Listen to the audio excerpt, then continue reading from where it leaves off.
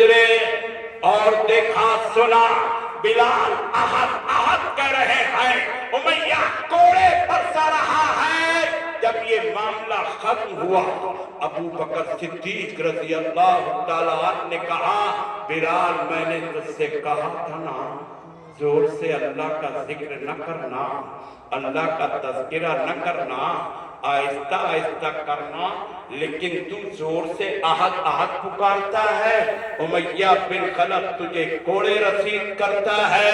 बिलाल का जवाब सुनो और दिल की तख्ती पर लिखो, मुझे लाओ कायनात में ऐसी मोहब्बत करने वाले सहाबा किराम के अलावा अगर आपको मिल सकते हैं तो पेश करो।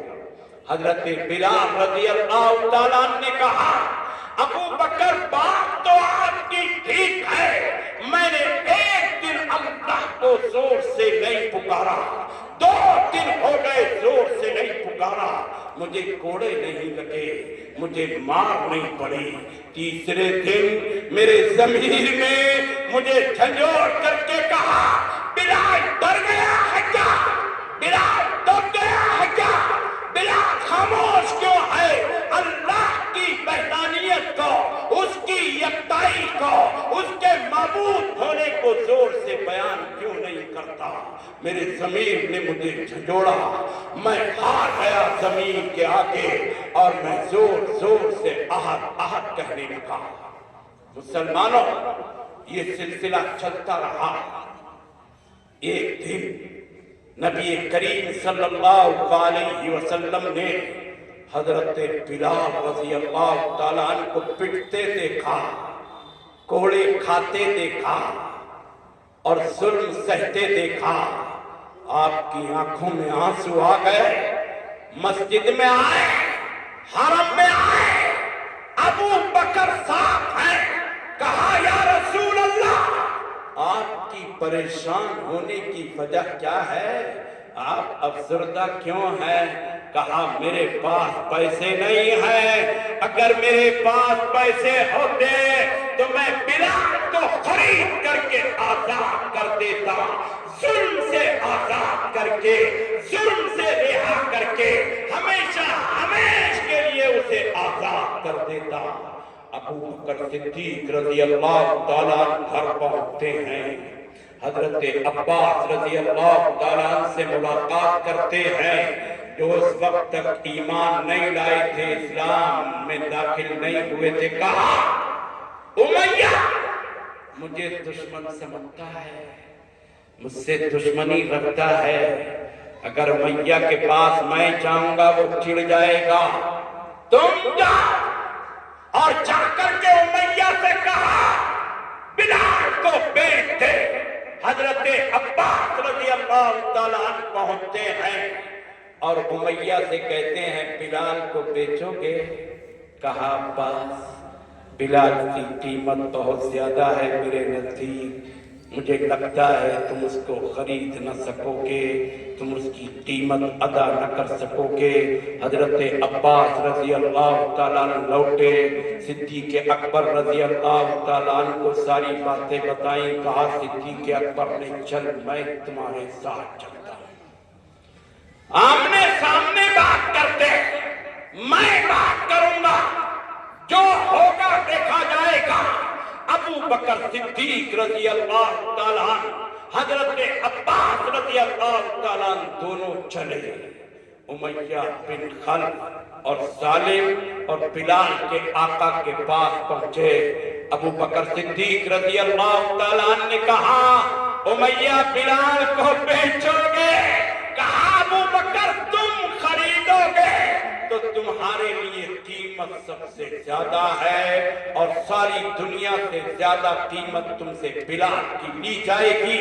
कहा मंजूर है, बात तो कर, कीमत का इजहार तो कर, कीमत तो पता बिलाल की कीमत क्या है।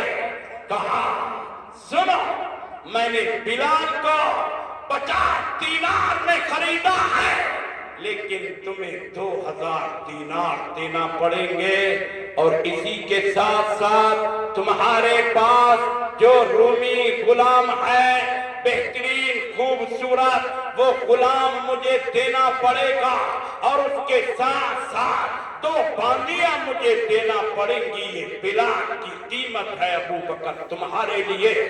2000 दीनार दो, अपना रूमी गुलाम दो, 2 बांदियां दो। अबू बकर सिद्दीक रज़ी अल्लाह ताला ने कहा मुझे मंजूर है, खर्च आता हूँ, कीमत लेकर के आता हूँ। आप घर चलने लगे। हजरत अब्बास रज़ी अल्लाह ताला ने कहा अबू बकर हम तो तुम्हें माहिर ताजिर समझते हैं, तुम तिजारत की ऊंच नीच को अच्छी तरह जानते हो, लेकिन ये सौदा इतना घाटे वाला सौदा कैसे कर रहे हो? इसमें तो बहुत घाटा है, अलग ऐलान घाटा है। सिद्दीक़ अकबर रज़ी अल्लाह ताला ने जो जवाब दिया सुनो। कहा अब्बास अभी तुम ईमान की दौलत से माला माल नहीं हुए हो, इसलिए ये सौदा तुम्हारी समझ नहीं आएगा, बिलाल की कीमत तुम्हारी समझ नहीं आएगी।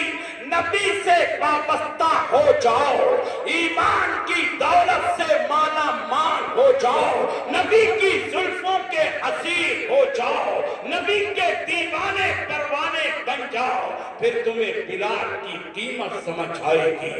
आप घर गए, अपने गुलाम को लिया, 2 खादिमाओं को, बानियों को लिया, 2000 दीनार लिए और उमैया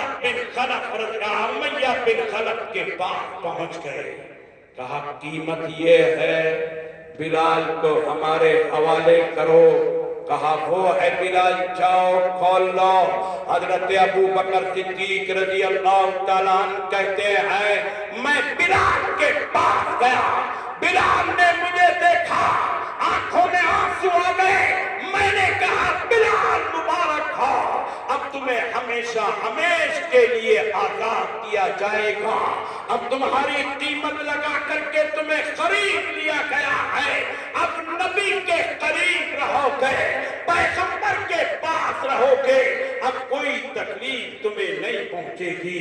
सिद्दीक़ अकबर रज़ी अल्लाह ताला अन्हु कहते हैं मैंने उनके हाथ पांव खोले और उनके सीने पर पत्थर की जो सिलें रखी हुई थी उन सिलों को मैंने हटाया।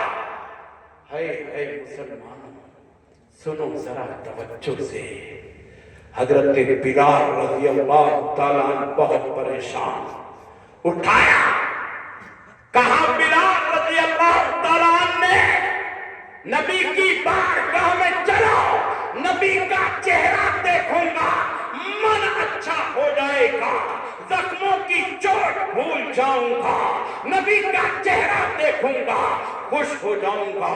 है मुसलमानों, सिद्दीक़ अकबर रज़ी अल्लाह ताला ने कहा नहीं, मेरे घर चलो, पहले तुम्हें लिबास पहनाऊंगा, तुम्हारे जख्मों की मरहम पट्टी करूंगा, फिर नबी की बारगाह में तुम्हें लेकर के जाऊंगा। लिहाजा ये बातें हो रही हैं। उमैया बिन खलफ सुन रहा है और सुन करके कहा अबू बकर हम तो तुझे अक्लमंद समझते थे, लेकिन तेरी बेवकूफी आज जाहिर हुई। कहा क्या हुआ? कहा बिलाल इतनी ज्यादा कीमत में खरीद रहे हो, बिलाल को गुलाम है, हबशे का है, इसकी हैसियत क्या है, कदर मंजिलत क्या है, इसका तो रंग भी अच्छा नहीं है, कोई इसे देखना भी गवारा नहीं करता।